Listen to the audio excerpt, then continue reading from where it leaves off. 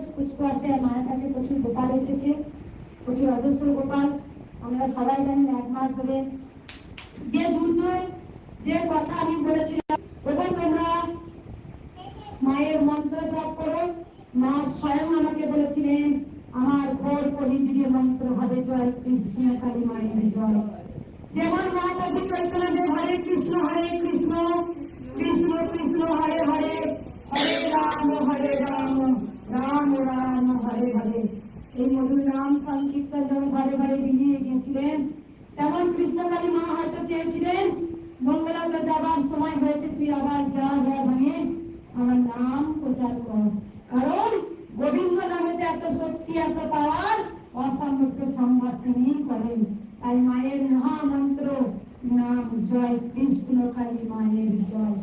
এই মন্ত্র ঘরে বসে যারা জপ করেছেন তারা এসে বলেছে মা আমার ওই কাজ হবার না হয়েছে, মা আমার ওই রোগ ভালো হয়েছে, মা আমার বেবি হওয়ার সম্ভাবনা ছিল না, সন্তান 22 বছর 18 বছর 14 বছর 20 বছর পরও আমি সন্তান পেয়েছি। মা গোবিন্দ নামেতে পাথর জলে ভাসে আর সোলা জলে ডোবে।